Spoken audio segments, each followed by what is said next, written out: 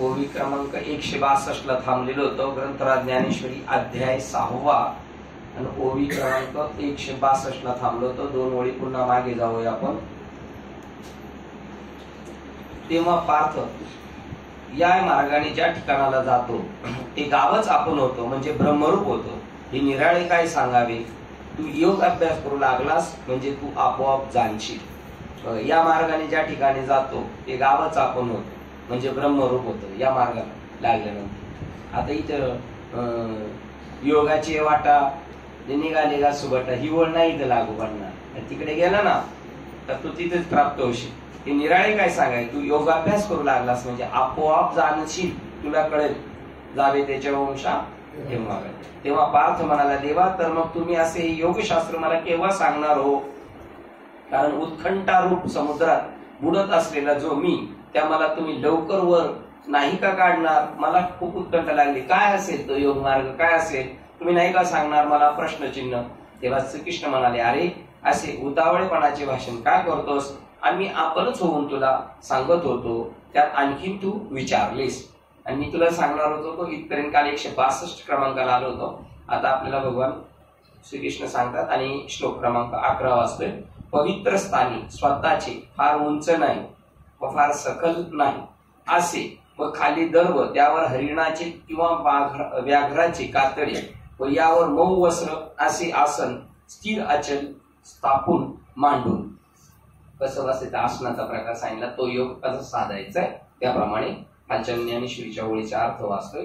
तर आता आम्ही तुला तो योग मार्ग स्पष्टपणे सांगतो, पण तदनुसार अभ्यास करून अनुभव आला तरच उपयोग घडेल.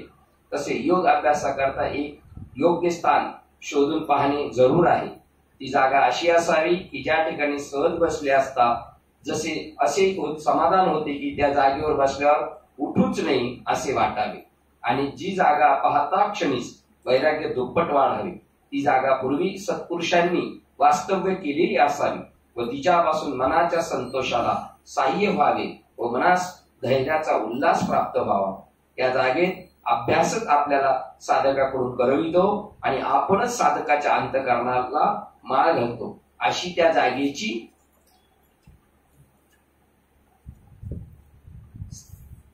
रम्यपणाबद्दल नेहमी योग्यता व महती असावी. पार्था या जागेच्या जवळून सहज गेले असता तपश्चर्या करावीशी वाटते व पाखंडेचेही मनात अस्तित्व व मनापासून आस्था उत्पन्न व्हावी.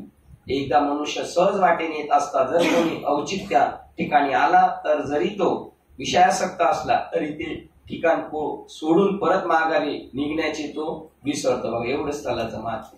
त्यामुळं त्या ओतूरच्या बाजूची तशी स्थिती आहे. त्यामुळे तिथे एक महात्मे राहायला आले, ते आळंदीवरून तिथंच सांगितलं. बघा तिथे गेल्यानंतर त्या जागेचे एवढं महात्मे, पाखंडी माणूस गेला तरी त्याला ती जागा सोडाशी वाटणार नाही. एखादा म्हणून आणि अभ्यास थोडा केला तरी अभ्यास करावाच नाही लागत. अभ्यासच आपल्याकडून स्वतः करून घेतो अभ्यास. एखादा मनुष्य सहज वाटेने येत असता जर कोणी औचित्य त्या ठिकाणी आला तर जरी तो विषयासक्त असला तरी ते ठिकाण सोडून परत माघारी निघण्याशी तो विसरतो.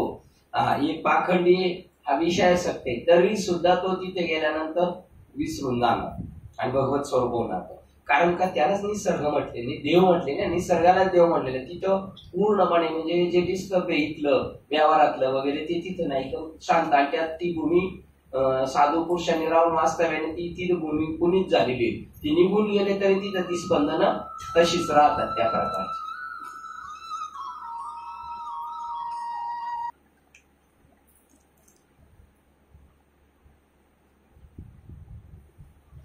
पार्थ कुठे आलो होतो पलटी घेतो ना.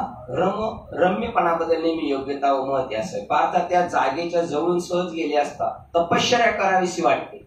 जे आपण त्या दिवशी बसलो आपलं उठावं कुठं वाटत होत आणि ती जागाच आपल्याकडून करून घेते. थांबा अजून बसा, चावी येते.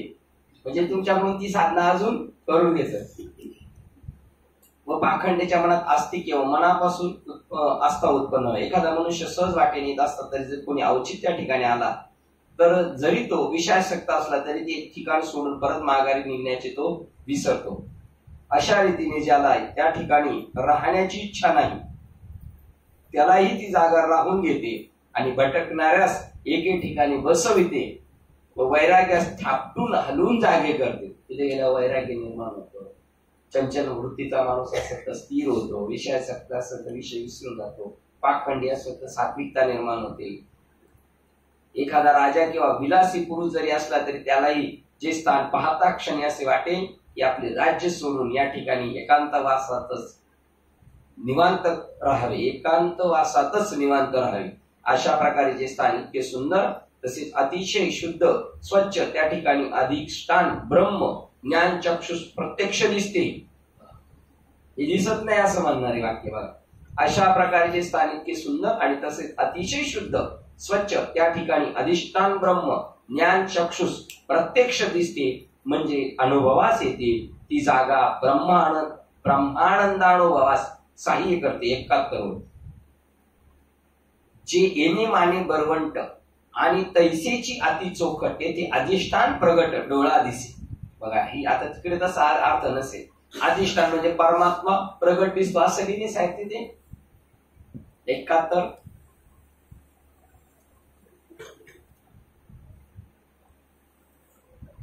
जे स्थान इतके सुंदर आणि तसेच अतिशय पवित्र असून जेथे डोळ्याला ब्रह्म स्पष्ट दिसतो. यांचं त्याचं जवळजवळ सारखं. काय म्हणतात? चित्त अधिष्ठान प्रगट डोळा दिसे. अधिष्ठान 11 नंबर अर्थ दिलेला आहे. ब्रह्मस्वरूप प्रत्यक्ष डोळ्याला दिसते. आणखी एक गोष्ट 71 क्रमांकाची ओळख घ्यायची.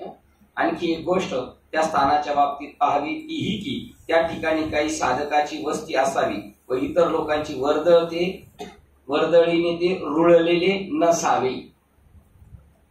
बघा, एक महात्मा असावा, साधक असावा, त्या ठिकाणी अमृतासारखी मुळा सुद्धा गोड असलेली व नेहमी फळांनी युक्त असणारी दाट झाडे असावी. तेथे पावली पावसाळ्या विनाही पाण्याचे झरे असावे. ते असे की त्याचे पाणी पावसाळ्यातही निर्मळ असते व ते विशेषतः उतरण्यास किंवा पाणी काढण्यास सोपे असावे. जेथे सूर्याचे ऊनही सौम्य असावे आणि कदाचित ऊन स्वच्छ पडले तर त्यापासून ताप होणार नाही असे शीतल असावे. तसाच वारा अतिशय शांत असून त्याच्या मंद झुळका वाहत असाव्या. ते बहुत करून जवळजवळ गावाला असं आहे. प्रत्येकाचं घर आणि शेत सुद्धा असंच. शेतात घर राहणार आहे, फक्त मंदिर तिथं नाही किंवा साधूच नाही. आणि तो त्यांनी जर साधना केली तर गावाला लवकर फलद्रूप होईल साधना. इथे एवढ्या पिचाट मध्ये आपल्याला ती साध्य होती ना, ती गावाला साध्य होती. तुमच्यावरती जाऊन बसलं गॅलरीत काय येणार आहे कोण उठवायला काय, डायरेक्ट निसर्गाशी सांगत असं वरच्यावरच माणूस त्याच्याशी एकजीव होत नाही. ते बहुत करून गडबड नसावी व श्वापदाची गर्दी नसावी, परंतु राहू आणि भ्रमर हे फारसे नसावे. जेथे पाण्याच्या संबंधाने असणारे हंस, 2-4 चक्रवात पक्षी तसेच एखाद्या वेळेस कोकिळ पक्षी येऊन बसला तरी चालेल. ते म्हणतात तिकडे आम्ही म्हणत असेल, आम्ही नाही म्हणणार नाही. जेथे नेहमी नव्हते पण केव्हा केव्हा येऊन जाऊन मोरे असले तरी त्यास आम्ही नको म्हणणार नाही पुढच्या वेळी.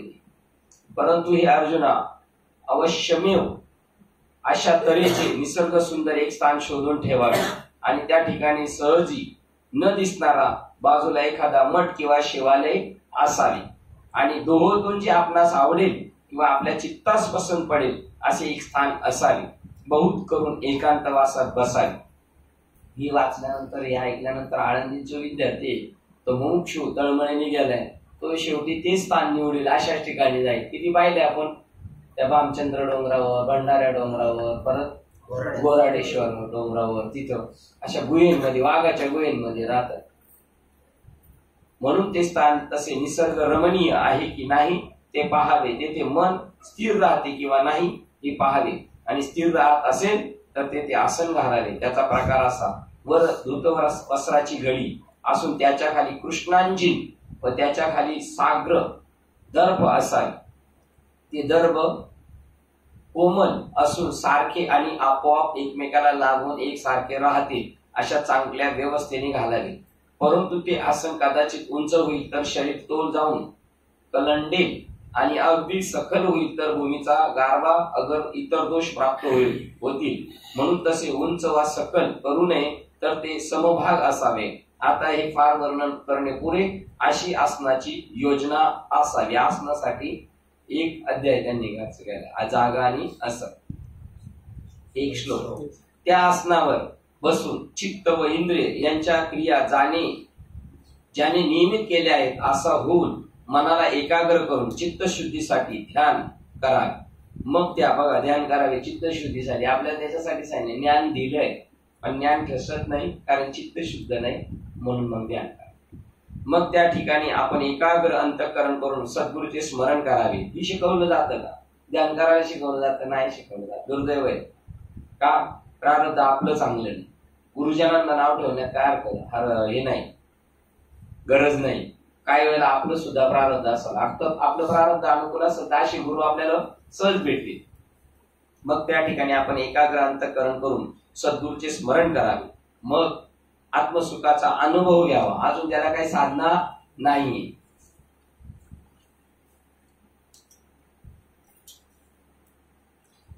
जेथे आदरपूर्वक केलेल्या गुरुस्मरणाने अहंकाराचा कठीणपणा इतका नाहीसा होतो की तो अष्टसात्विक भावाने अंतर्बाह्य व्याप्त होतो. जेथे विषयाचा पूर्ण विसर पडतो, इंद्रियांची विषयाविषयीची हाव तळमळ नाहीशी होईल आणि मनाची स्थिरता होऊन हृदयात शांत घडी बनेल. अशा रीतीने सहज ऐक्य प्राप्त होईपर्यंत त्या ठिकाणी राहावे आणि मग त्याच बोधाने युक्त होऊन आसनावर बसावे.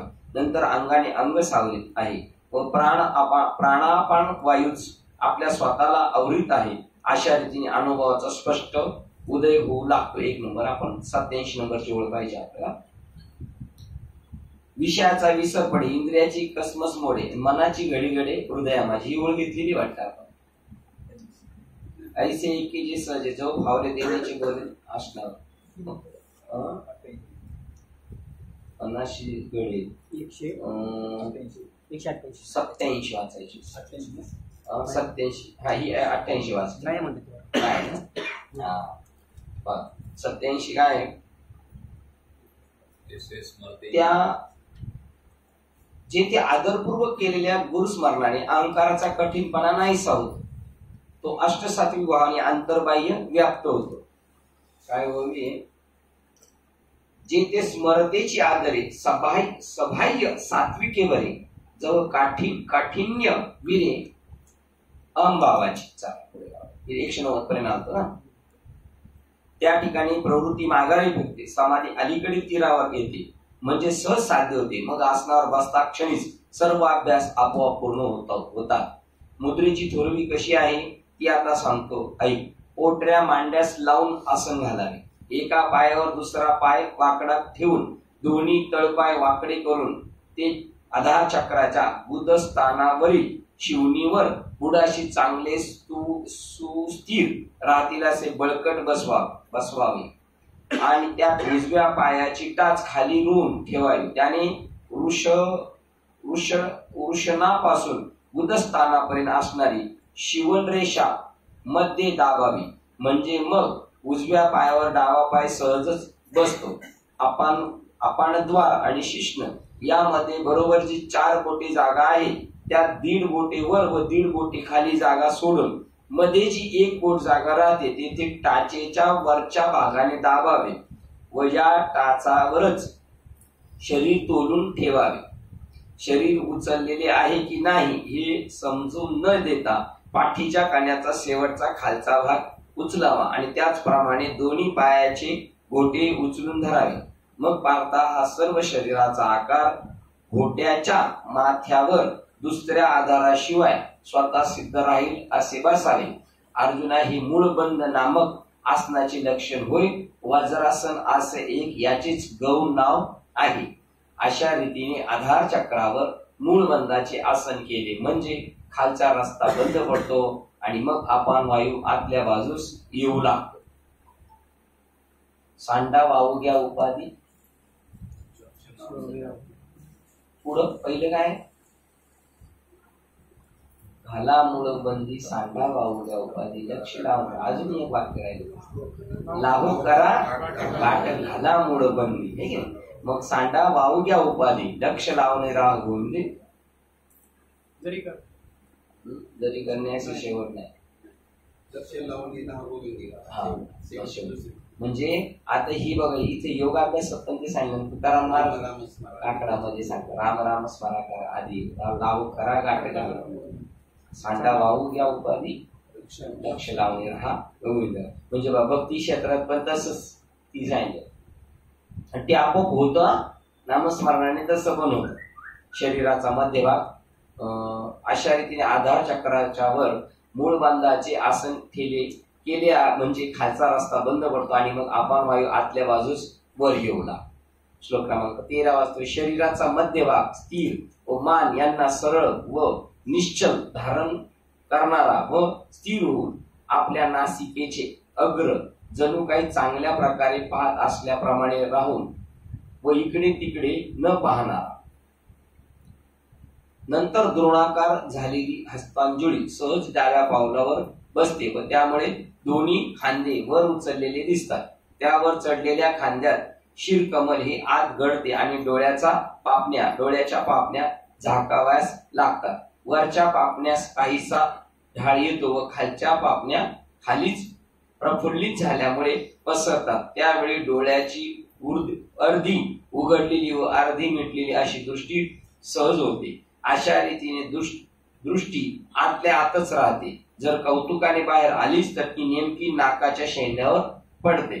अशी आतल्या आतच दृष्टी कायम राहते, ती पुन्हा बाहेर येत नाही. म्हणून अर्धोन्मिलित दृष्टीचे नाकाच्या शेंड्यावरच राहणे होते. आता इतर दिशाकडे पाहावे किंवा दुसरी रूपे पाहावी अशा सर्व इच्छा आपोआप नाहीशा होतात. मग गळ्याची नळी संकुचित पावते आणि हनवटी गळ्याखालच्या खळगीत अडकून बसते व वक्षस्थलाच्या वरच्या बाजूला दृढ होऊन दाबून रोवून राहते.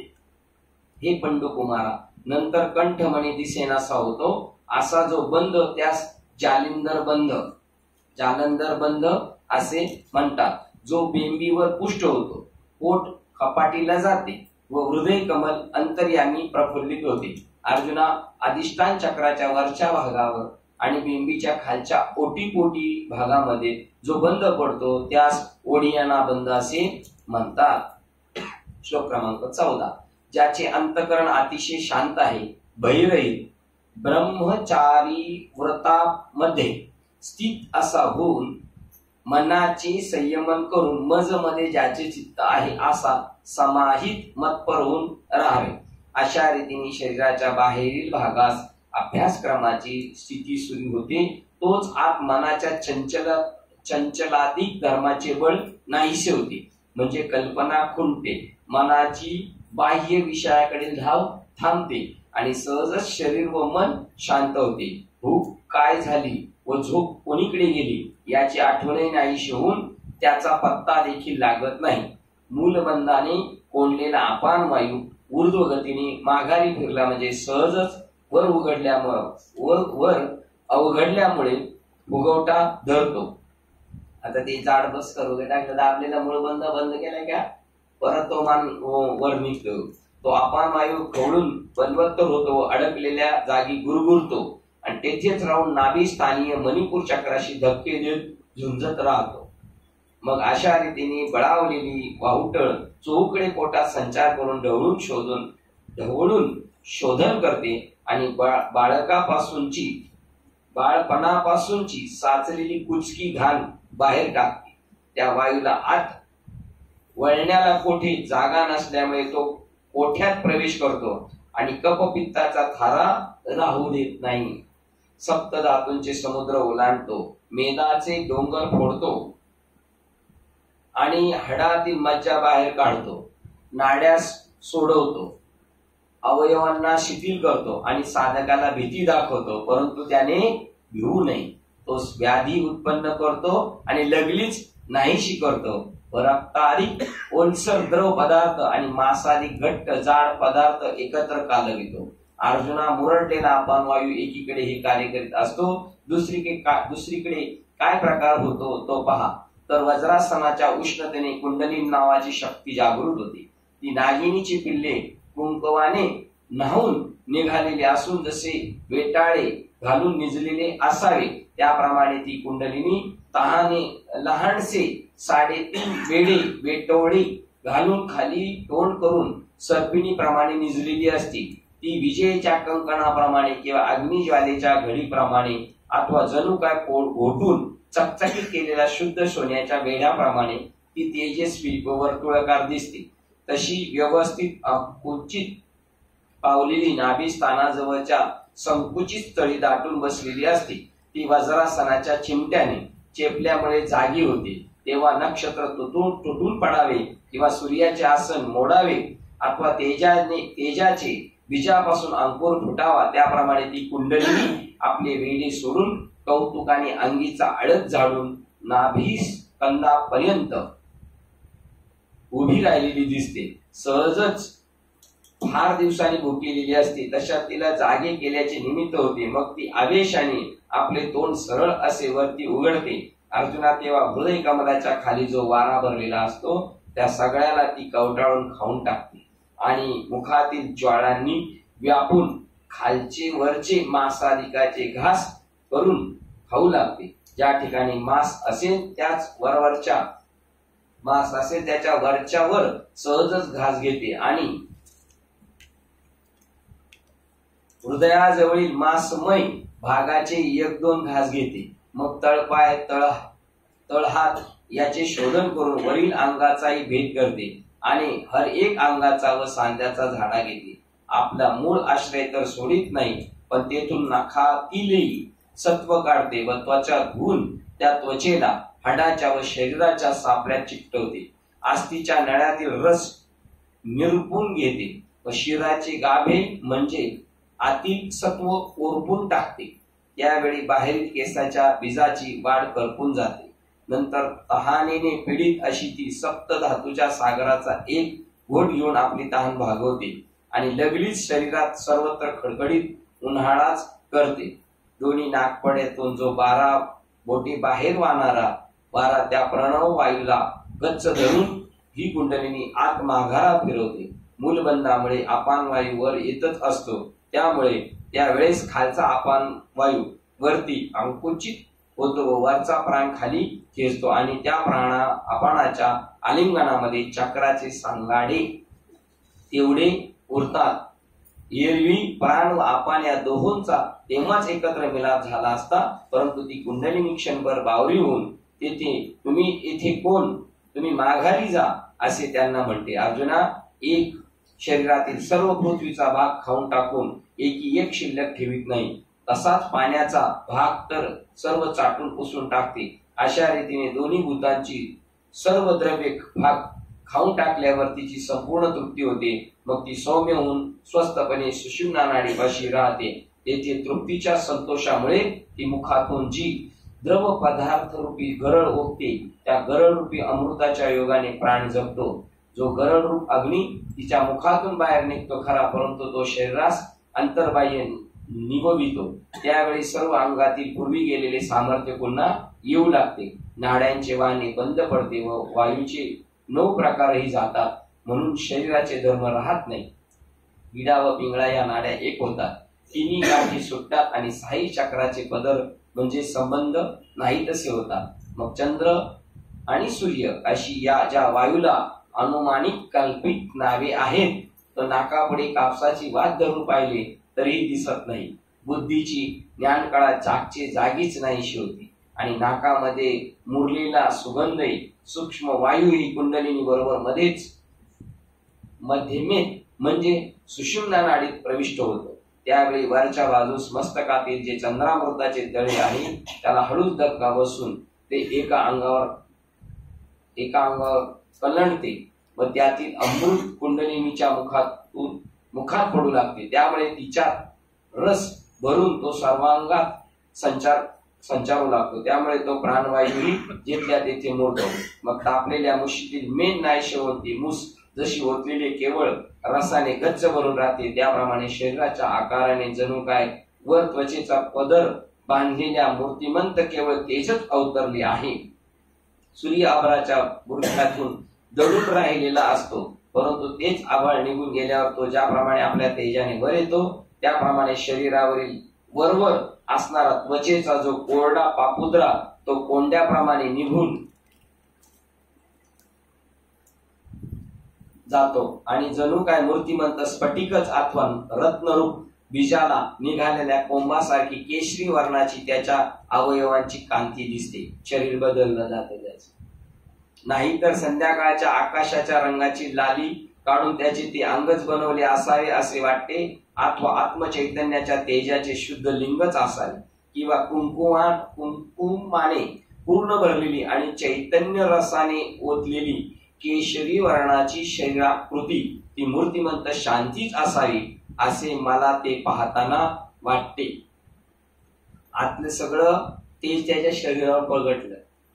ते आनंदरूपी चित्राचा रंग किंवा परब्रह्म सुखाची प्रत्यक्ष मूर्तीच अथवा संतोष रूपी वृक्षाचे बळावलेले जणू काय रोपच असे आहे असे भासते. तो सोन चाफ्याच्या कळा किंवा अमृताचा पुतळा अथवा नाजूक पानाचा भराला आलेला मळाच शरद ऋतूच्या पौर्णिमेच्या ओलाव्याने सुशोभित झालेले चंद्रबिंब जणू काय मूर्तिमंत तेजच आसनावर विराजमान झाले आहे की काय. त्याप्रमाणे ज्यावेळी कुंडलिनी चंद्रामृताच्या तळ्यात अमृत पिते त्यावेळी त्याचे शरीर दिसू लागते. मग त्या शरीर आकृतीला साक्षात यम देखील भीतो. वृद्धपणा परतून मागे जातो, तारुण्याची गाठ उलगडते आणि गेलेली बाल्य अवस्था पुन्हा प्राप्त होते. वयाने पाहिले तरी एवढासाच दिसतो, परंतु अतिशय पराक्रमी पुरुषा इतकी कृत्य करतो व त्याच्या धैर्याची महती तर अनुपमच असते. सुवर्ण वृक्षास पालवी फुटून रत्नाच्या कळ्या नित्य नव्या याव्यात त्याप्रमाणे त्याच्या तेजस्वी शरीराला नवी नखी निघून सतेज दिसतात. दातही दुसरे होतात, परंतु अतिशय बारीक असतात, जणू काय दोन्ही बाजूंना हिऱ्यांची 2 पंक्तीच मांडल्या आहेत. सर्व अंगावरील रोमाची अग्रे अणु एवढ्या मानकाच्या कणिकाप्रमाणे लहान अशी सतेज अशी सहज उद्भवतात. हातापायाचे तळवे रक्तकमळाप्रमाणे लाल असतात आणि डोळे अत्यंत शुद्ध होतात. हे काय सांगावे. शिंपलीमध्ये मोती परिपक्व दशेला येऊन उगल्या कारणाने त्या शिंपीत मावत नाही, म्हणून शिंपीच्या 2 शकलांचा सांगा उकळतो. त्याप्रमाणे दृष्टी पापण्यांच्या कवळीत न मावता त्या कवळीस व्यापून पापण्यांमधून बाहेर येऊ लागते. ती दृष्टी पहिलीच असते खरी, परंतु सगळ्या आकाशाला व्यापणारी होते. अर्जुना ऐक, देह हा स्वर्णासारखा कांतीचा होतो, परंतु त्या सर्वोत्तपरी वायूसारखा हलकेपणा येतो, कारण त्यातील आप आणि पृथ्वी याचा अंशही उरलेला नसतो. मग तो समुद्रापलीकडील वस्तू पाहतो, तो स्वर्गातील विचार व मसलतीही ऐकतो, व मुंगीच्याही मनातील भाव ओळखतो. तो वायुरूप घोड्यावर स्वार होतो, पाण्यावर चालतो व पाण्यात पाय शिरत नाही. पाण्यावर चालतो पण पाण्यावर पाय शिरत नाही. या व अशा प्रसंगानुसार त्याला पुष्कळ सिद्धी प्राप्त होतात. पहा, या रीतीने प्राणवायूचा हात धरून व आकाशाची पायरी करून सुषुम्ना नाडीच्या जिन्यावरून कुंडलिनी हृदय आकाशापर्यंत आली. म्हणजे जी कुंडलिनी जगदंबा चैतन्यरूपी सौभाग्याची शोभा आहे, तिने जगदीजाच्या कोंबास सावली केली आहे. जी निराकार परमात्म्याची साकार मूर्ती, जी परब्रह्मरूपी शिवाची सबळी, जी ओंकाराची केवळ जन्मभूमीच हे असो, ती कुंडलिनी बाळी हृदयाकाशात आली म्हणजे अखंड अनुवाद ध्वनीची बोली बोलू लागते. त्या कुंडलिनीच्या जवळ बुद्धीचे ज्ञान असल्यामुळे त्याने तो अनुवाद ध्वनी रूप शब्द किंचितसा ऐकला. घोषाच्या कुंडात ध्वनी व नादरूपी चित्राची रुपडी ओंकाराच्या आकारासारखी रेखलेली असतात.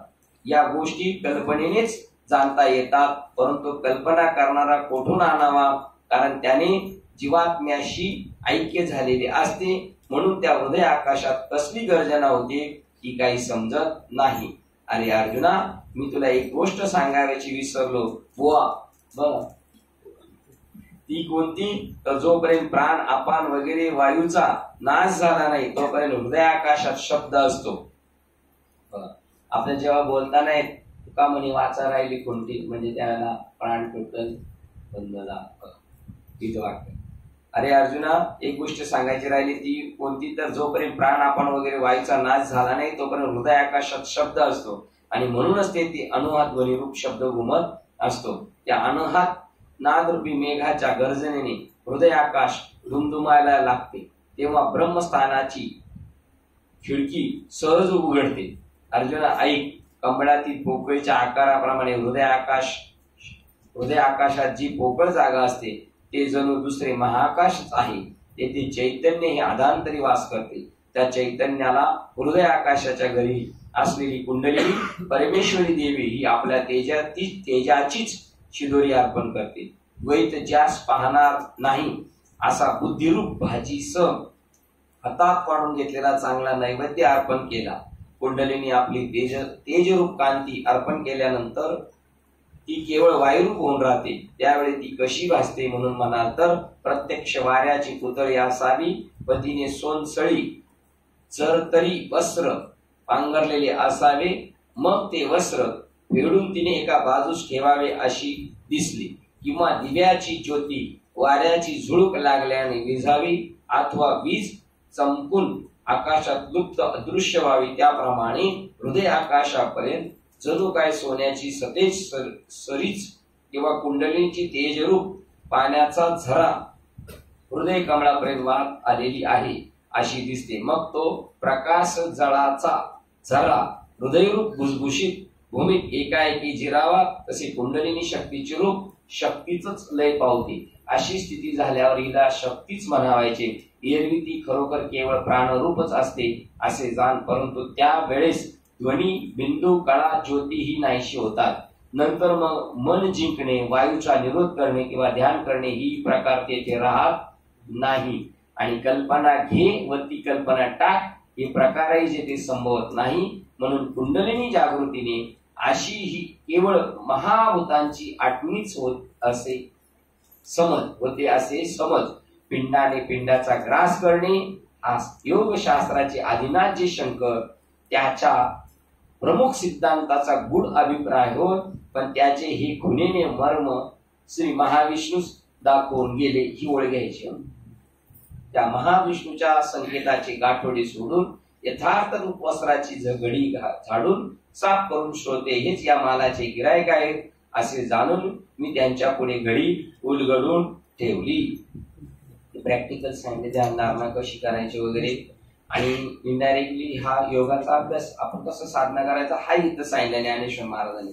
आणि तोच अभ्यास साधू संतांनी भक्तीच्या माध्यमातून नाम साधना केल्यानंतर अशी स्टेप आपली पण होते, अशीच आपल्या शरीरामध्ये बदल होतो. आपली सगळी असं सांगितलं अशाच पद्धतीनं. त्याच्यासाठी राहू आता हेचे ध्यान डोळा मन लंप. ध्यानाची पुढे पहिली एंट्री मारली होती त्यांनी. त्याच्यानंतर कोण कोंडून धरी जीव आकार, याच्यामध्ये हवेचा सुद्धा दाब वाढतो. आपल्याला ध्यान धारणा करताना आपल्याला जाणवतं कधी कधी प्राण पूर्णपणे स्टॉप झालेला असतो, कधी कधी गती भेटलेली असते, असं पण होतं. त्याच्यानंतर मन जिंकणं वगैरे या सगळ्या गोष्टी ऑटोमॅटिक होऊन जातात. शरीराची कळा सुद्धा बदलली जाते साधना करणाऱ्या माणसाची, ध्यान धारणा करणाऱ्या माणसाची आणि भक्ती क्षेत्रातले नाम साधन करणारे. या दोन्हींचं ऐक्य करणारा अभंग ज्ञानेश्वर महाराज म्हणतात योगिया साधली जीवन काळा. त्याच्या अगोदर काय नामामृत गोडी वैष्णवाला आदली. योगिया साधली जीवन काळा. योग साधना करणाऱ्याला ही 17वी जीवन काळाचे आत्मतत्व ते त्याला प्राप्त होतं इकडून. आणि इकडून भक्ती क्षेत्रातून सहज होतं. कारण ही जो मार्ग आहे हा सहज असे सगळ्यांना जमण्यासारखा नाही. आणि नाम मात्र फार आडाण्यातला अडाणी कोणी कसा असलो तर हे जेवढी सांगितलेले अनुभव आहेत द्वैत शिल्लक राहत नाही. शरीराचं तेज बदललं जातं, मन बुद्धी चित्त हे शरीर बदललं जातं. त्याच्यानंतर कोणमारा होतो वायूचा. हे सगळं जे सांगितलेले हे ते आपण साधना करत असताना आपल्याला इनडायरेक्टली ते भक्ती क्षेत्रातही तसंच होतं. असो पुढील श्लोक वाचूया आपण. याप्रमाणे श्लोक क्रमांक 15 वाजतो. याप्रमाणे मनाला सतत समाधान युक्त करणारा, सर्वदा मनाला समाहित करणारा योगी ध्यानी पुरुष योग अभ्यासी संयम चित्त होऊन मोक्ष ही जिची निष्ठा आहे अशा व माझ्या अधीन असलेला मद्रूप शांतीला प्राप्त होतो. अशा प्रकाराने झाले तो काय होतो त्या सांगा. अर्जुना ज्या वेळेस शक्तीचे तेज नाहीसे होते त्यावेळेस देहाचे रूपही नाहीसे होते, देह वायुरूप होतो आणि तो योगी इतके सूक्ष्म रूप धारण करतो की तो लोकांच्या डोळ्यांना दिसेनासा होतो. एरवी ते शरीर पूर्वीप्रमाणे सावयव असते, परंतु जणू काय ते केवळ वायूचेच बनलेले आहे असे होते. किंवा केळीचे सोपटे काढून त्याच्या पोकळीत रूप गाभा उभा करावा, म्हणजे जसे काहीच उरत नाही, किंवा आकाशाला जसे अवयवच फुटावे असा तो दिसतो. तेव्हा तसे जेव्हा त्याचे शरीर होते तेव्हा त्याला खेचर म्हणजे आकाशात संचार करणारा असे म्हणतात. ही सिद्धी प्राप्त झाल्यावर शरीरधारी सामान्य लोकांस तो मोठा चमत्कार वाटतो. पहा, योग साध्य करणारा साधक चालून गेल्यावर पाठीमागे त्याच्या पावलांची ओळ उमटलेली असते. त्या प्रत्येक पावलाच्या ठिकाणी आणि अधिक अष्टसिद्धी हात जोडून उभ्या असतात. तुका बरायचे तिथे पण झाले होते की नाही? हे भक्ती क्षेत्राचं पण तसंच आहे. हे बघ, परंतु धनंजया ऐक, या अनिमादिक सिद्धींशी आपल्याला काय कर्तव्य आहे? काहीच नाही. पण एवढेच खरे की पृथ्वी आप तेज या तीन भूतांचा असा देहातल्या देहातच लोभ होतो. पृथ्वीतला उदकत्व विरवते, उदकत्वाला अग्नितत्व जिरवते आणि तेज तत्वाला वायू तत्व अशा क्रमाने हृदयात विरवते. पाठीमागे शेवटी एकटा वायू आपण उरतो, पण तो शरीराच्या आकृतीने असतो. पण तोही काही वेळाने निघून हृदयाकाशात जाऊन विलीन होतो. त्यावेळी कुंडलिनी हे नाव, ही भाषा जाते, मग फक्त मारुती हे नाव प्राप्त होते. तरी पण जोपर्यंत शिवाशी एकरूप होत नाही तोपर्यंत तिची शक्ती पण कायम असतेच. मग ती जालिंदर बंद ओलांडते, काकी मुख आधी कंठस्थानी विशुद्ध चक्रातून फोडून वर जाऊन मस्तकाकाशाच्या ठिकाणी जाऊन पोहोचते. ती ओंकाराच्या पाठीवर पाय देऊन पश्चंती वाचेची पायरी मागे टाकते. पुढे ओंकारातील म या अर्धमात्रेत मागे टाकून त्याने ध्वनित केलेल्या भ्रमर गुंफेतून ज्याप्रमाणे नदी सागराला मिळते तशी ती मस्तक आकाशात जाऊन मिळते.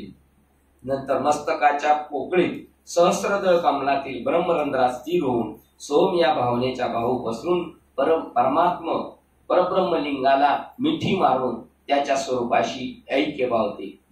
नाभिस्थानावर निजवरती गाडी सर्व माया तोडी आपलं प्रत्यास ध्यानधारणा करत असताना, नामसाधना करत असताना, आणि मग ती शक्ती आपल्याला पण जाणवते. सगळे बंद उकलत चाललेले आणि शेवटी इथे जाते. आणि इथे गेल्यानंतर सहस्रदल कमलातील ब्रह्मरंध्रात स्थिर होऊन सोम या भावनेच्या बाहा पसरून परब्रह्मलिंगाला मिठी मारून त्याच्या स्वरूपाशी ऐक्य पावते. 5 क्रमांकाची ओळ.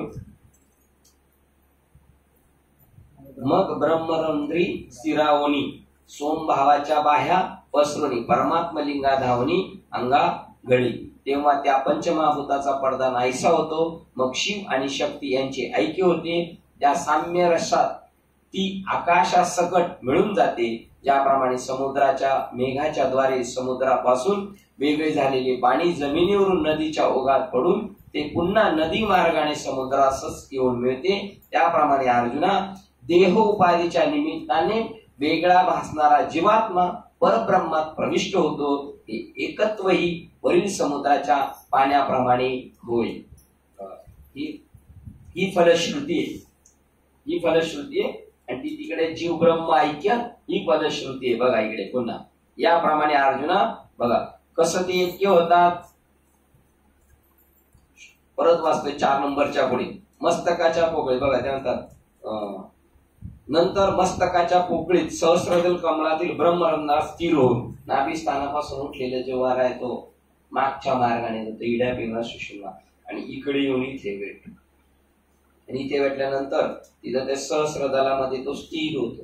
तिथं इथेच खरं परमात्म्याने इथूनच आपल्या शरीरात प्रवेश केलेला. याला दशमेद्वार म्हणतात, देवाचं द्वार म्हणतात. सोम भावाच्या बाया पसरून परब्रह्मलिंगाला मी ब्रह्म आहे, मी ब्रह्म या भावनेवर राहून तो मिठी मारून म्हणजे त्याच्याशी एकरूप होतो. म्हणजे त्या परमात्म्याशी तो साधना करणारा जीव साधक ब्रह्मरूप होतो. तेव्हा त्या पंचमहाभूताचा पडदा नाहीसा होतो.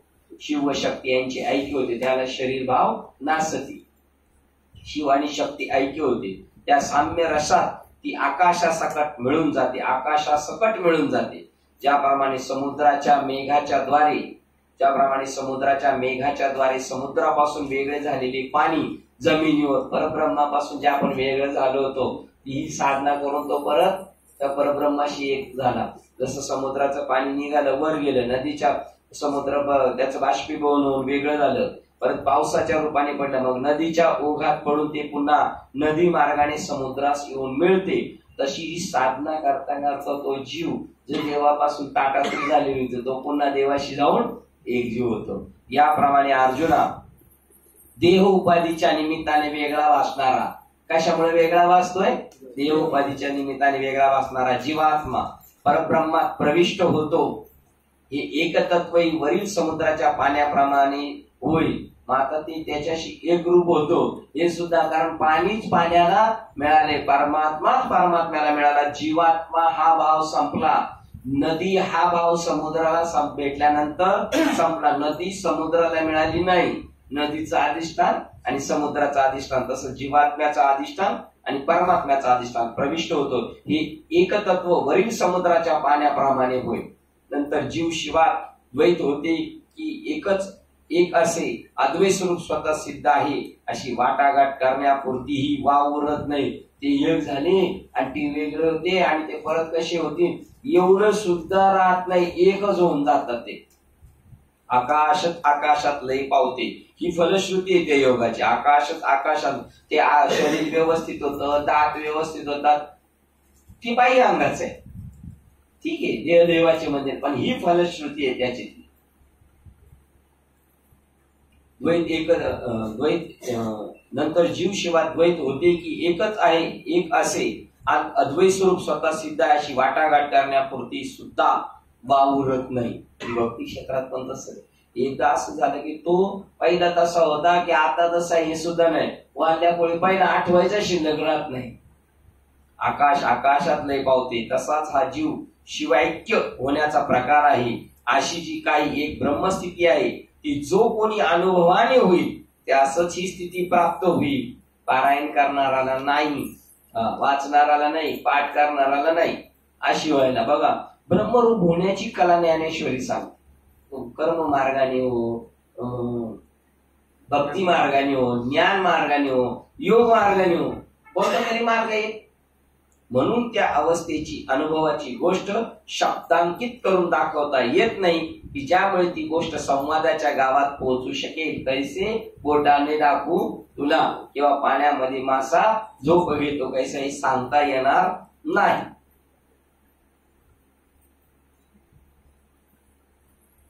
9 आणि 10 नंबरची ओळ आणि 11 पण 9, 10, 11 3 अर्जुना सहज बघा पुन्हा वाचतो 9, 10, 11. नंतर जीव शिवाय द्वैत होते की एकच होते असे अद्वैत स्वरूप स्वतः सिद्ध आहे. अद्वैत स्वरूप कसं आहे अशी वाटाघाट करण्यापुरती सुद्धा वाव उरत नाही. ते पहिले एक होते का, नंतर वेगळे झाले होते का, परत एक झाले का, ही भाषा शिल्लक राहत नाही. आकाशच आकाशात लय पावते, माठ फुटला आकाश आकाशात लय झाले. तशी देहबुद्धीच्या ठिकऱ्या उडल्या. देहात नाही का तो, देहात असतो पण देहात नसल्यासारखा. तसाच हा जीव शिव ऐक्य होण्याचा प्रकार आहे. अशी जी काही एक ब्रह्मस्थिती आहे ती जो कोणी अनुभवाने होईल त्याच ही स्थिती प्राप्त होईल, बाकीच्यांना नाही.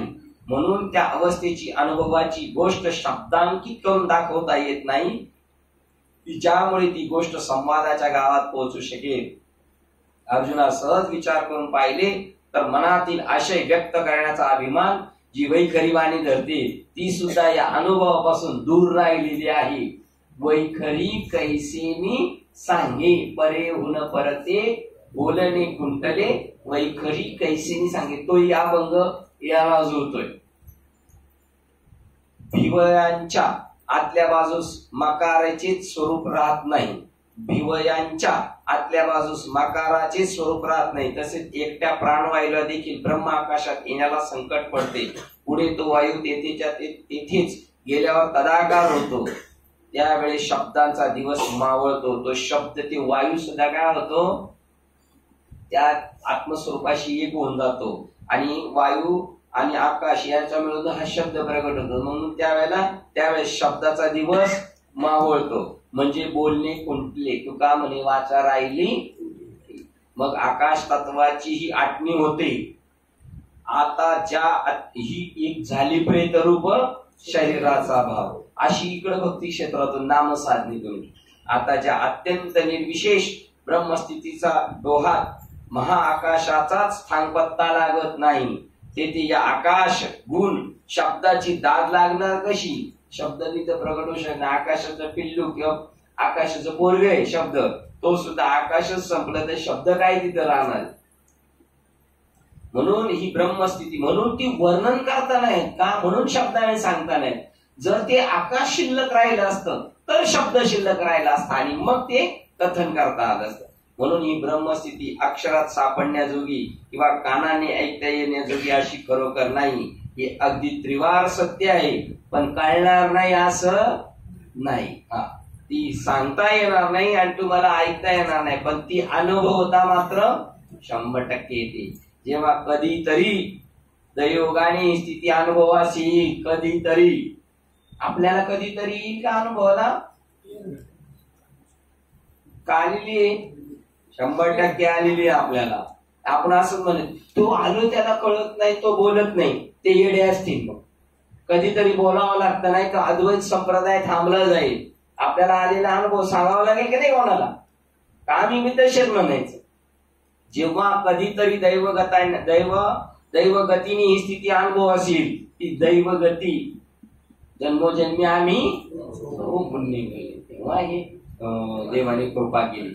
त्यावेळेस आपण स्वतःच तत्स्वरूप होऊन राहावे. 16 आणि 17, 16 काय आहे? 16 आणि 17 ती कानाने ऐकता येत नाही, शब्दाने बोलता येत नाही, पण ती दैवगतीने कधीतरी बघा. वय सुद्धा बघू आपण.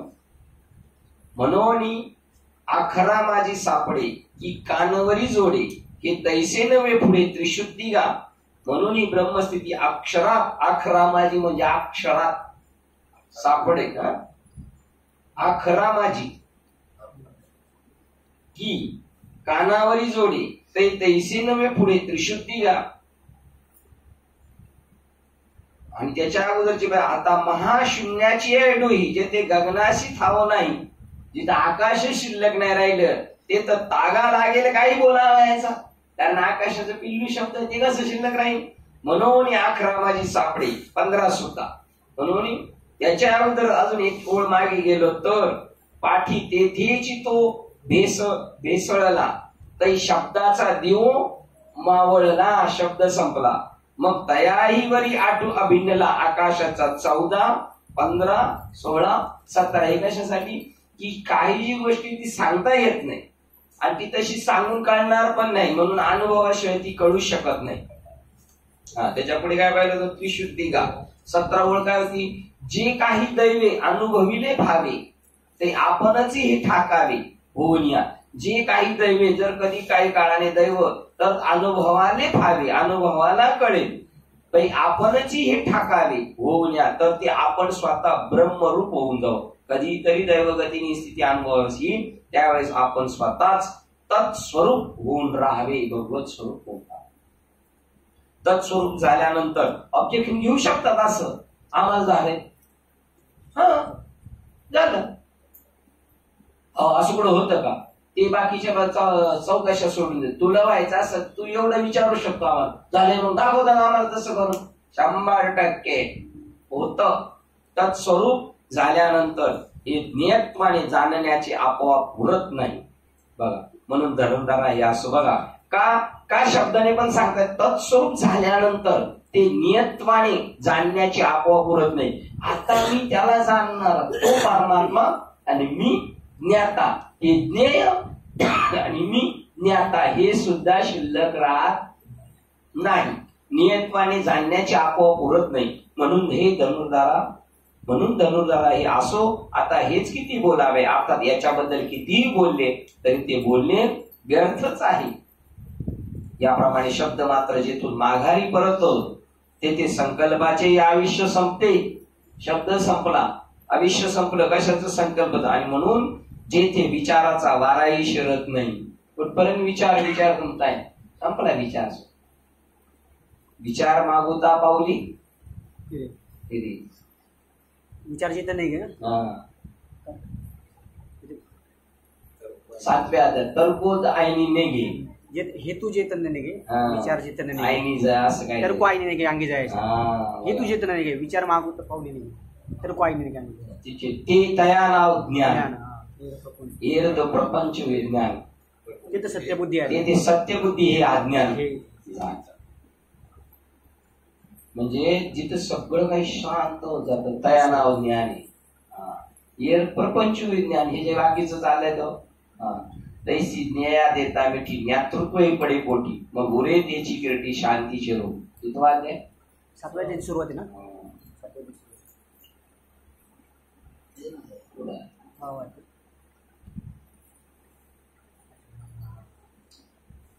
तिथं सगळं बोलणं थांबलं जातं. हा, सातव्या दिवशी बघा जेथे विचार माग होता नाही बघा तैसी जाणीव जेथे नरी गे म्हणून जाणीव नेणीव भगवंतीने आपण विसरून आता हे वाक्याला आपल्याला पकडू शकता तुम्हाला कळलं की कशी जाणीव पॉइंटला राहिलं थोडं माग तुमच्यासाठी आहे ना तुम्हाला सांगण्यासाठी माग राहिलं नाही का नाही हे तर विज्ञान काय करावायचे मग ज्ञानाची वेळ नाही जे तैसी जाणीव जेथे नरी गे विचार मागुता पावले निघे तर्क आईने गे अंगी जयाच्या त्या स्वरूपाच्या ठिकाणी काहीच तर्क चालू शकत नाही तुमचं जाणीव तुम्हाला कळू शकत नाही विचार तुमचा मागच्या माग अर्जुना तया नाव ज्ञान जे काहीच कळत नाही तिथं तुम्ही म्हणले एक स्थिती अशी येते सगळं शांत व्यायाम शांत चक्कर येते का नाही चक्कर सेम तशीच बरस त्याला तुकाराम महाराज मेल्यावर जसं होतं ना मेल्यावर तसं तया नाव ज्ञान आणि ये प्रपंच हे विज्ञान त्या ज्ञानाचं हे प्रपंच आहे ना हा विज्ञान आहे ते कारण आहे आणि हे कार्य आहे हेही जाण ते सत्यबुद्धी अज्ञान हेही जाण ते सत्यबुद्धी ते अज्ञान हेही जाण आणि ते जर खरंच आहे प्रपंच खरा आहे प्रपंच खरा आहे हे काय तुमचं अज्ञान आहे म्हणजे तुम्हाला मूळ अधिष्ठानाचं ज्ञान झालेलं नाही अर्जुनात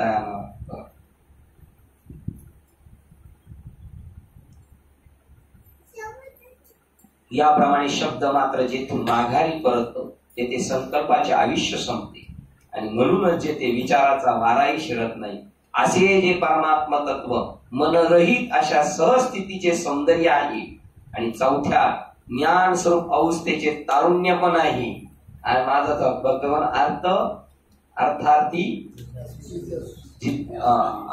अर्थार्थी जिज्ञास्वानी ज्ञानी आणि ती भक्ती माझी पहिली दुसरी चौथी बघा त्याचं येतं सांगतात असे जे परमात्म तत्व मन रहित अशा सहस्थितीचे सौंदर्य आहे आणि चौथ्या ज्ञान स्वरूप अवस्थेचे तारुण्य पण होय आणि जे अनुत्पन्न स्वरूप आहे त्याला उत्पन्न नाही केलं ते ऑलरेडी पहिलंच आहे अमर्याद असे श्रेष्ठ तत्व आहे हे विश्वाचे मूळ कारण योग रूपी वृक्षाचे फळ आणि आनंदाचे केवळ जीवन कलाच होय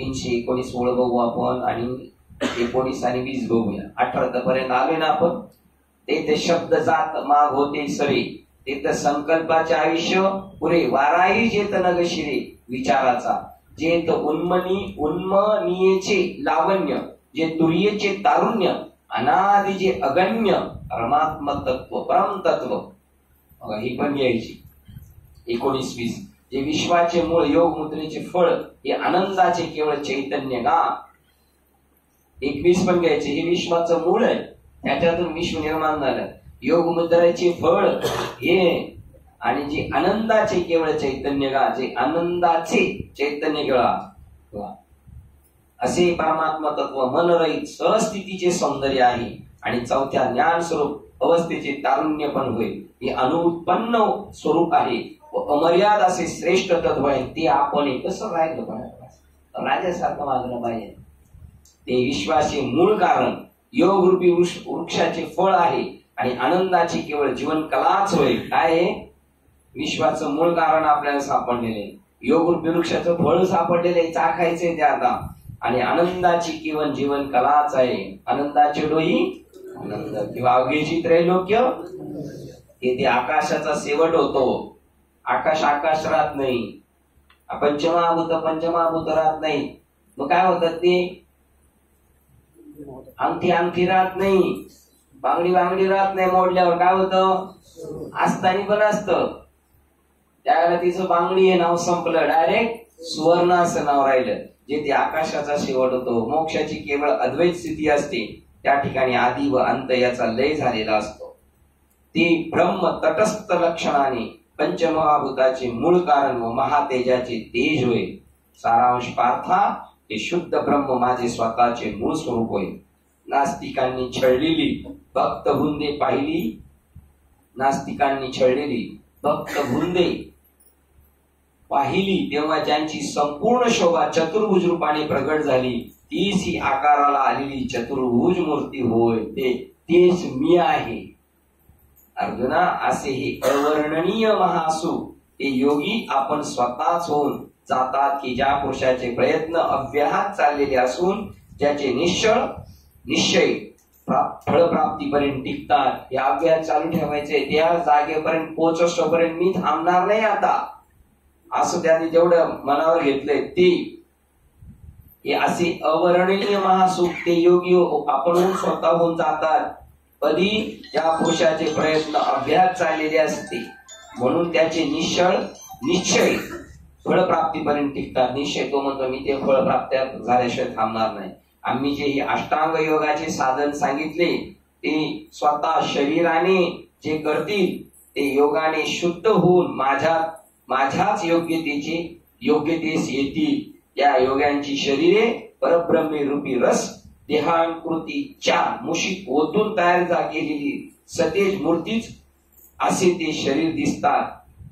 27 नंबरची ओळ बघू आपण. जशी ती ओळ तशी आहे का सांगायची आता मी, जे आपण सांगितलं तर मनुष्य वेखे परमात्माच ओळख, तसं परब्रह्माचे निरसे देहांकृतीचे मुसे ओतीव झाले तैसे दिसती अंगे.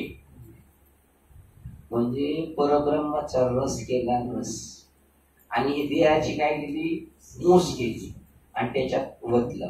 कुठून वतलं, इकडून पेट्रोल पंपवाला कशी दांडी टाकतो आणि नंतर लॉक, आणि ती मूर्ती कशाची झाली आता, परब्रह्माची.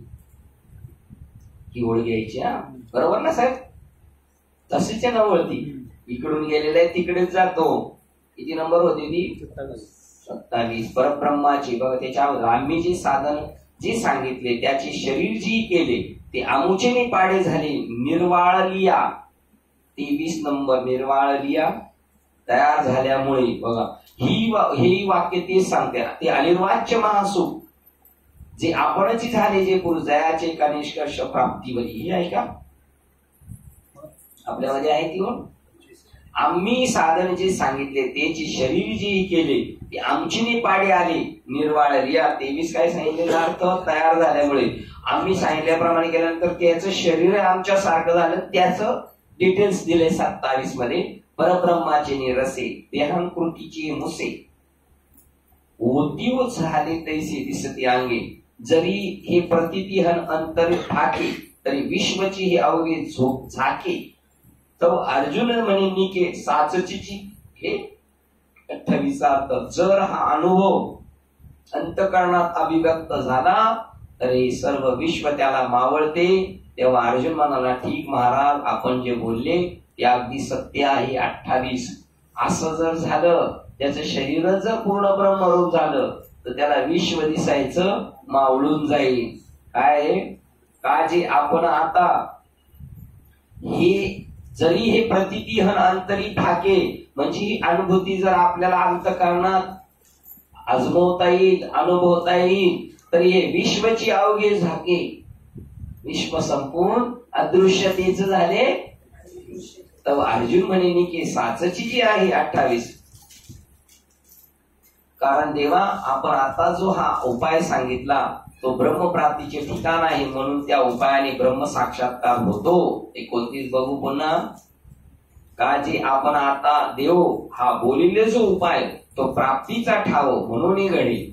आपण जो हा मार्ग सांगितला याचा दृढ निश्चयाने जे अभ्यास करतात ते खात्रीने ब्रह्मत्वाला पावतात. हे आपल्या सांगण्याच्या रीतीने मला समजले. 330 हे अभ्यासी जे दृढ होती ते भरवसेने ब्रह्मत्व येते. ही सांगितल्याची रीती कळले मज 330. या अभ्यासाने गेले तुम्ही तर ये अभ्यासे जे दृढ होती त्याला धरून करणारच आम्ही. ते भरवसेने ब्रह्मत्व येते. भरवशाने ते काय होणार? ब्रह्म होणार. ही सांगितल्याची रीती कळली मज 330 घ्यायची. ही योगाची ही योगाची केवळ गोष्ट ऐकतानाच चित्तात ज्ञान उत्पन्न होते. तर मग प्रत्यक्ष अनुभवाने तल्लीनता कशी बरी प्राप्त होणार नाही. म्हणून हे जे आपण सांगितले यात काही अन्यथा नाही, परंतु क्षणभर मी जी विनंती करतो इकडे लक्ष द्यावे. कृष्णा, आता तू जो मला योग सांगितलास तो माझ्या मनाला तर फार चांगला पटला, परंतु माझ्या ठिकाणी अधिकाराची उणीव असल्या कारणाने मी त्याचे अनुष्ठान करू शकत नाही असे मला वाटते. आता माझ्या अंगात जेवढी योग्यता आहे तेवढ्याने जर हा अभ्यास सिद्धीत जाईल तर मी मोठ्या समाधानाने याच मार्गाचा अभ्यास करीन. किंवा देवा, तुम्ही जसे सांगता तसे माझ्याच्याने होणार नाही असे आपणास वाटत असेल तर माझ्या योग्यतेच्या मनाने माझ्या हातून जे होण्यासारखे असेल तेच देवास विचारू अशी माझ्या मनाची समजूत झाली. हेच आपल्याला विचारण्याचे कारण होय. अर्जुन म्हणतो, आता मी विचारतो, आपण इकडे लक्ष द्यावे. महाराज, आपण हे जे योग साधन सांगितले ते मी ऐकले, परंतु वाटेल त्याने याचा अभ्यास केला तर याची प्राप्ती होईल का? किंवा काय विशेष योग्यतेशिवाय होणारच नाही अशी काही आहे का? तेव्हा श्रीकृष्ण म्हणाले, अर्जुना, तू हे काय विचारतोस? हा योग तर मोक्ष मिळवण्याची निर्वाणीची गोष्ट आहे, म्हणून योग्य अधिकाराला मोक्ष मिळतो. अरे पण साधारण गोष्ट सुद्धा अधिकाराच्या साह्याशिवाय सिद्ध जाईल काय? म्हणजे अधिकार पाहिजे. कोणतीही गोष्ट सिद्ध होण्यास योग्यता पाहिजेच. अरे योग्यता म्हणून जिला म्हणतात की प्राप्तीच्या आधी म्हणजे अदृश्य असल्यामुळे फलप्राप्तीचे पूर्वी समजत नाही, पण अधिकारी होऊन आरंभलेले कार्य तत्काळ फलद्रूप होते. अधिकार आहे का नाही हे कशावर? जर तुला त्याची गोडी पाहिजे, मला हे पाहिजेलच म्हणलं तर तुझा अधिकार तू सिद्ध करशील, तू अधिकारी होशील. तरी तसा येथे योग्यता हा काही सहजासहजी मिळणारा माल नाही. आणि योग्यतेची एखादी खाण आहे का? अरे योग्याला अधिकार म्हणजे थोडा विरक्त आणि देहधर्माचे नियमन करणारा असेल तोच यथायोग्य असा अधिकारी होणार नाही का? योग्याच्या काही खाणी नाही आणि सहजासहजी मिळणारा माल नाही. पण योग्यता कशाला म्हणतात? योग्यता त्याला म्हणतात थोडा तरी विरक्त पाहिजे आणि देहधर्माचे नियमन करणारा, जिभेचे चोचले आवरणारा, शरीराची आवडी आवरून धरणारा आणि या संसारावर थोडा तरी विरक्त पाहिजे, मग तो या गोष्टीचा अधिकारी आहे. तोच यथायोग्य अधिकारी होणार नाही का? प्रश्नचिन्ह. म्हणजे होणार. अशा युक्तीने पाहिले तर इतकी योग्यता तुझ्या ठिकाणी ही आहे असे सांगून देवाने अर्जुनाच्या मनातील अधिकार विषयक अडचण सहज दूर केली. मग श्रीकृष्ण म्हणाले, पार्था, या योग प्राप्तीची अशी व्यवस्था आहे की अव्यवस्थित मनुष्याला मात्र याची प्राप्ती होण्याची मुळीच योग्यता नाही. व्यवस्थित माणसाला होणार, अव्यवस्थित त्याला नाही. अव्यवस्थित म्हणजे काय? खाणं पिणं बोलणं चालणं या सगळ्याला काय पाहिजे? त्याला लिमिट पाहिजे. श्लोक क्रमांक 16 वाचतोय. पण जितके हवे त्याहून अधिक अन्न खाणाऱ्या पुरुषाला ध्यान चित्तवृत्तीचा निरोध योगाभ्यास होत नाही. न अगदी मुळीच अन्न खाणाऱ्या पुरुषालाही योग करता येत नाही. फार निजण्याचे ज्याचे शील आहे त्याला योग अभ्यास करता येत नाही. व हे अर्जुना, अतिशय जागणाऱ्या पुरुषालाही योग घडत. जास्त झोपणाराला नाही, जास्त जागणाऱ्याला नाही, जास्त खाणाऱ्याला नाही, कमी खाणाऱ्याला नाही. म्हणजे आता आपण बसतोय त्याच्यात, आपलं सगळं लिमिट मध्ये चाललंय. अरे जो जिव्हेच्या अंकित झाला किंवा सर्वथैव झोपेला जीवाभावाने विकला आहे तो या योगाचा अधिकारी म्हटला जात नाही. अथवा दुराग्रहाच्या आवेशात जो भूक आणि आहार मारतो आणि भूक मारून आहार कमी करतो तसेच झोप मुळीच घ्यावायची नाही असा दुराग्रह धरून नाचतो त्यास धन्यता मानतो. त्याचे शरीरच जर त्याला स्वाधीन राहत नाही तर मग त्याला योग कुठून साध्य होणार. म्हणून विषयाचे अतिसेवन करावे अशी विरोध वृत्ती नसावी किंवा त्याचा सर्वथैव त्याग करण्याचा आग्रह धरणे हेही योग्य नाही. श्लोक क्रमांक 17. ज्याचा आहार, अन्नाचे परिणाम व विहार, जाणे येणे वगैरे परिमित असते त्याचा कर्मामध्ये परिमित चेष्टा करणाऱ्या योग्याचा झोप व जागणे ही दोन्ही ज्याची परिमित आहेत त्याचा सर्व संसार दुःखाचा घात करणारा होतो. अन्न तर सेवन करावेच पण ते युक्तीच्या मापाने मोजून परिमित करावे. त्याप्रमाणे इतर सर्वांच्या सर्व क्रिया युक्तीनेच प्रमाणात कराव्यात. म्हणजे परिमित शब्दात बोलावे, नियमित पावलांनी चालावे, पुन्हा एका नेमलेल्या योग्य वेळी झोपेलाही मान द्यावा. जागरण जरी करायचे झाले तरी तेही नियमित वेळेपर्यंतच करावे. अशा नियमित रीतीने आचरण केल्यावर शरीरातील रक्ताधिक सप्तधातू सहजच समतोल राहतील. अशा प्रकारे बेताबेताने इंद्रियांची तृप्ती नियमितपणाच्या द्वाराने व इंद्रियांना त्याचे विषय दिले म्हणजे आपले मनच संतोष वाढविते. युक्त आहार विहार नेम इंद्रियासी सार नसावी बास निद्रा आणि बहु भाषण. जास्त बोलायचं नाही, जास्त फिरायचं नाही, जास्त खायचं नाही, जास्त झोपायचं नाही. ज्यावेळी विशेष श्लोक क्रमांक 18 वाजतो. ज्यावेळी विशेषतः नियमित केलेले म्हणजे एकाग्रतेत प्राप्त झालेले चित्त आत्म्यामध्ये अवस्थित होते व ज्या अवस्थेत योगी सर्व कामापासून द्रष्ट व अद्रष्ट विषयापासून निस्पृह झालेला ऐहिक व पारलौकिक सर्व विषयाची तृष्णा सोडलेला असा होतो तेव्हा समाहित असे तो म्हटला जातो. अर्थ वाचतो. याप्रमाणे बाहेरील इंद्रियाची स्थिती नियमित ठेवली तर अंतर्यामी सुखही वाढत जाते. त्या मनुष्याला अभ्यास न करता योग सहज घडतो. याचा अभिप्राय नियमितपणाने वागणे हे एक योगाभ्यासाचे आवश्यक साधन आहे. म्हणजे जर आपण नियमित वागलो तर अर्धा अभ्यास तसाच होऊन जातो आपला. ज्याप्रमाणे भाग्योदयाच्या प्रबलतेने उद्योगाच्या निमित्ताने सर्व संपत्ती आपोआप घरी चालून येते बघा. त्याचप्रमाणे जो नियमशील आहे तो लिलेने जरी योगाभ्यासाकडे वळला तरी त्याचा आत्मस्थितीचा अनुभव फलीभूत होतो नियमाने चालणाऱ्या माणसाला. म्हणून अर्जुना, ज्या दैववान पुरुषाला युक्तीचे साह्य असते तो मोक्षाच्या राज्याने शोभिवंत होतो. 56 बघूया 56. म्हणून युक्ती हे पांडवा घडे जया सदैवा तो अपवर्गीयची राणीवा अलंकारी जे ठीक जागेवर तैसा युक्तिमंत कौतुके अभ्यासाची अमोरा ठाके आणि आत्मसिद्धीची पिके अनुभवत आहे. आता 56 वाक्य. चला पुढे श्लोक क्रमांक 19. ज्याप्रमाणे वायुरहित प्रदेशात असलेला दीपाची ज्योत हलत नाही तर निश्चल तेवत असते ती उपमा, त्या दीप ज्योतीची उपमा दृष्टांत आत्म्याच्या योगाचे समाधीचे अनुष्ठान करणाऱ्या योग्याच्या संयत चित्ताला सांगितलेले आहे.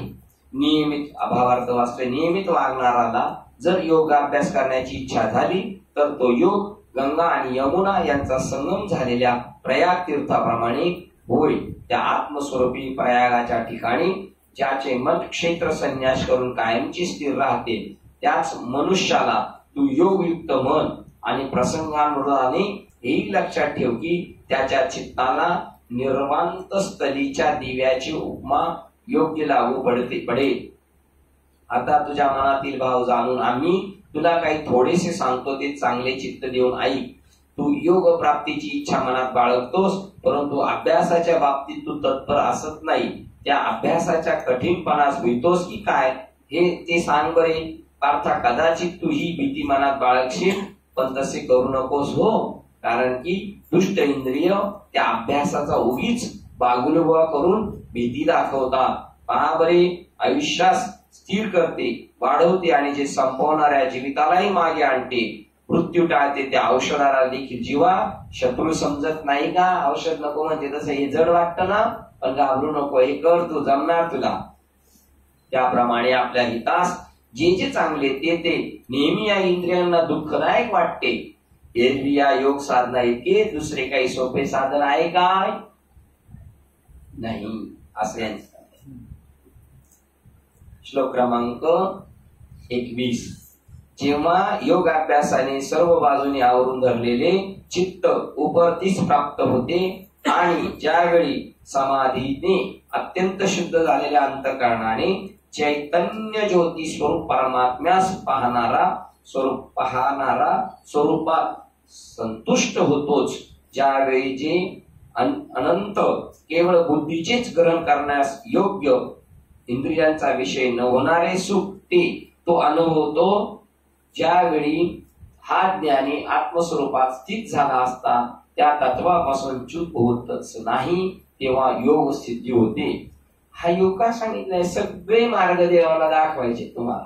ईश्वराकडे जाणार योग मार्ग आहे, ध्यान मार्ग आहे, भक्ती मार्ग आहे, कशा कशा स्टेपने जातो. कर्मयोगाने पण जाणार, पण एखादा मुकाम होणार, असं त्यांचं सांगणे. तसं इथून हे सगळं तुम्हाला जाणून द्यायचंय त्यांना, सगळ्या बाजूने ज्याला जे जमत ते, आणि परत सगळं सगळ्याला माहीत असावं, म्हणजे एकमेकाचा कोणी निषेध करत बसत नाही. श्लोक क्रमांक 22. ज्या आत्मलाभाला प्राप्त होतो, बरोबर ना? 20-21 एकत्र भाऊ ना? 20-21 एकत्र झालं ना? हा, त्याचं हे वाचायचं राहिलं. म्हणून आसनाच्या बळकटपणापासून येतवरील जो आम्ही खरा चांगला योगाभ्यास सांगितला, त्या योगानेच या इंद्रियाचा निग्रह झाला तर होईल. एरवी तरी या योग साधनेमुळे जेव्हा इंद्रियांचा वेध लागतो तेव्हा आपण होऊन चित्त ही आपल्या आत्मस्वरूपाची भेट घेण्याकरता निघते. चित्ताची स्वाभाविक झालेली बहिर्मुख धाव टाकून परत अंतर्मुख होते व आपण आपल्या आत्मस्वरूपात पाहते. त्याच वेळी त्याला हे आत्मतत्व मी आहे अशी ओळख पटते. 66 बघू. परतोनी पाठ मोही ठाकी आणि आपण पियाते आपण देखी देखत खेव ओळखे म्हणे तत्व हे मी ती ओळखी सरीचे तिये ओळखीची सरीचे सुखाची साम्राज्य वैसे मग आपण पा समरसे गुरुण जाय या जया परते आणि नाही जया ती इंद्रिय नेनत काही ते आपणच आपुल्या ठाई होऊन टाके. एरवी तरी येणे योगे जे इंद्रिया विंदान लागे तै चित्त भेटोरी आपण पया परतोनी पाठ मारे. बघा आपल्या इंद्रियांनाच वळण लागलं म्हणून या आसनाची गाढिया जो आम्ही अभ्यास सांगितला नाही का त्याने होईल तरी का होय का गुरुदया एरवी तरी येणे योगे जे इंद्रिया विंदान लागे तै चित्त भेटोरी आपण पया. 65 अर्थ काय? एरवी तरी योग साधनामुळे जेव्हा इंद्रियांचा वेध लागतो तेव्हा आपणच हो चित्त हे आपल्या आत्मस्वरूपाची भेट घेण्याकरता निघते. 65 ते 68 पर्यंत 65 ते 68 परत एकदा वाचवा असतील. म्हणून आसनाच्या बळकटापासून येथवरी जो आम्ही खरा चांगला योग अभ्यास आहे ना त्या योगानेच या इंद्रियांचा निग्रह झाला तर होईल.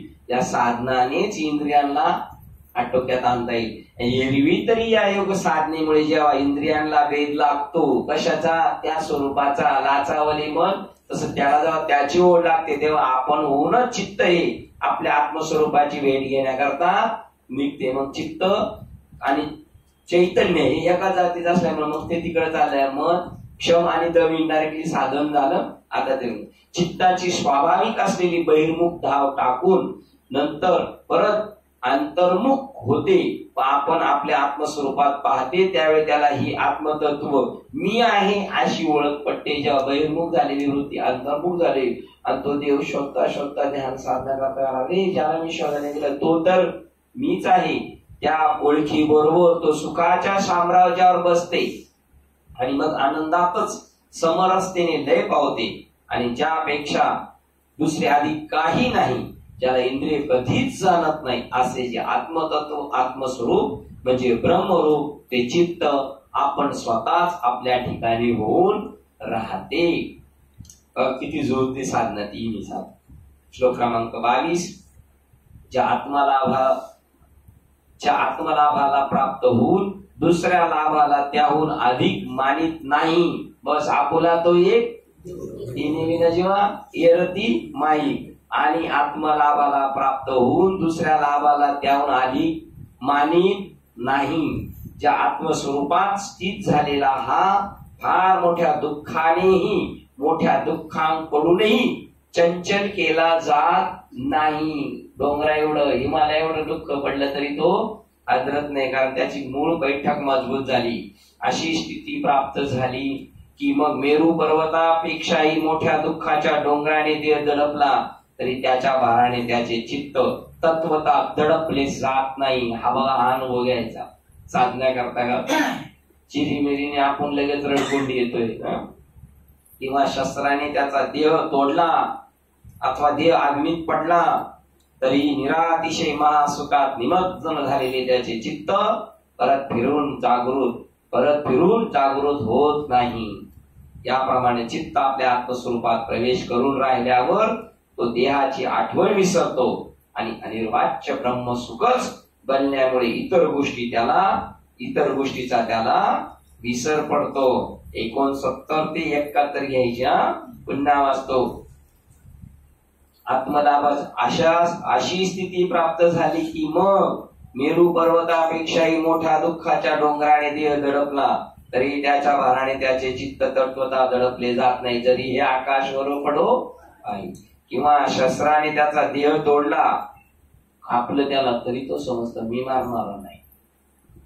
अथवा देह आगीत पडला तरीही निरातिशय महासुखात निमग्न झालेले त्याचे चित्त परत फिरून माघारी जागृत होत नाही. परत माघारी याप्रमाणे चित्त आपल्या आत्मस्वरूपात प्रवेश करून राहिल्यावर तो देहाची आठवण विसरतो आणि देहाची आठवण विसरतो म्हणून मग हे पुढचं सगळं ऑटोमॅटिक संपलं. देह मारलं काय भूल दिल्यानंतर कळतं का यांनी कशाचे इंजेक्शन मारले का एखादा पार्ट काढून घेतोय. आणि अनिर्वाच्य ब्रह्मसुख बनल्यामुळे इतर सर्व गोष्टीचा त्याला विसर पडतो. काय मृगजळाची नेपुरे लोटीती गिरीवरे मृगजळाचा पुराणी असा डोंगर हलवतात नाही का ते नाही. तैसे शुभाशुभी विकारी पातला तो शुभाशुभ गोष्टीने तो जळमळीत होत नाही. या स्टेपला आपल्याला जायचं. बोला. अंगी ब्रह्मरस खसावला. करेक्ट. त्याच्यामध्ये महासुखामध्ये मशगूल झाला. त्यामुळे माग काय झालं त्याला ते कळत. या स्टेपचा आपल्याला या ओळी एक तरी ओळी अनुभवावी. आणि मी तू पण हे भाष्य नाही माझे काहीच न म्हणजे सुख दुःख जाणणे नाही. सुख दुःख जाणणे नाही.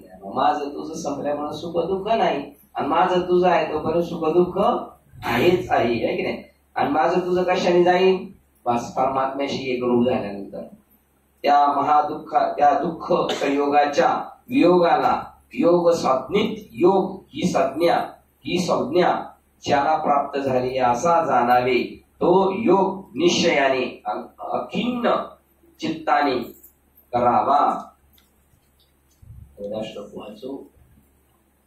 ज्या ब्रह्मसुखाच्या गोडीने संसाराच्या तोंडात गुंतलेले जे मन ते विषय वासनेची आठवण ठेवीत नाही, जे योग्यांचे सौभाग्य संतोषाचे केवळ राज्य आणि ज्याच्या करता ज्ञानाची आवश्यकता ते ब्रह्मसुख अभ्यासाच्या योगाने मूर्तिमंत दिसू लागते आणि ते सुख पाहिले तर तो पाहणारा स्वतः अंगाने सुखरूप होतो. त्या सुखाची गोडी मन आरतीची सेची सोडी संसाराची तोडी गुंतले जे योगाची बरळ संतोषाची राणीव ज्ञानाची जाणीव जया लागी ते अभ्यासिलेची नियोगी सावयव देखावे लागे देखिले तरी अंगी होऊन जाईल. बघा तो होऊन जाईल अंग स्वरूप होऊन जाईल त्याच्यामध्ये परमात्मा स्वरूप होऊन जाईल. जाऊ दे एवढं घ्यायचा विचार केला होता. किती नंबर झाले 74 नंबर. अध्याय क्रमांक 6 374 क्रमांकाच्या ओळीला थांबतोय. ग्रंथराज ज्ञानेश्वरी अध्याय 6 आणि 374 क्रमांकाच्या ओळीला थांबतोय. झालेली सेवा उदयस्थ सद्गुरू सच्चिदानंद श्री बाबा अधिष्ठान श्री ज्ञानेश्वरी संत मालिका तसेच पुन्हा संत वृंदाच्या चरणावर सेवा समर्पित करून सेवेला इथे पूर्ण विराम देऊया. कुंडलिक देव हरिविठ्ठल श्री ज्ञानदेव तुकाराम पंढरीनाथ भगवान की जय. माऊली ज्ञानेश्वर महाराज की जय. जगद्गुरु संत तुकाराम महाराज की जय. शांती ब्रह्म एकनाथ महाराज. सच्चिदानंद श्रीपाद भगवान की जय. सच्चिदानंद रामदास भगवान की जय. अवधूत चिंतनम श्री गुरुदेव दत्त गोपाल कृष्ण भगवान. बोलो रे वही सब संतन की जय. गणपती बाप्पा मोरया.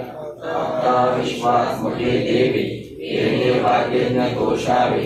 दोषोनी मज द्यावे पसायला नाही. जय घरांची व्यंकटी सांडो दया सत्कर्मी रती वाढो. सुधा परस्परे जळो मैत्र जीवांचे. दुरितांचे तिमिर जावो विश्व स्वधर्म सूर्य पावो. जो देवांची नथोते लावो प्राणी जात दर्शक सकळ मंडळी.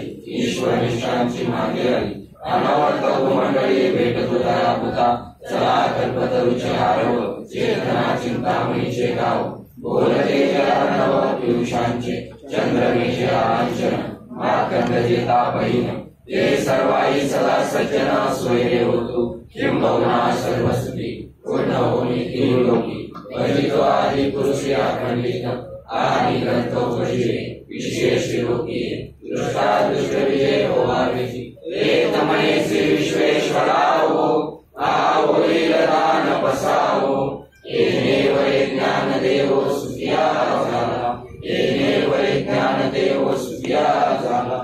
येणे वै ज्ञान देवो सुखिया झाला. हरि ओम शांती शांती शांती.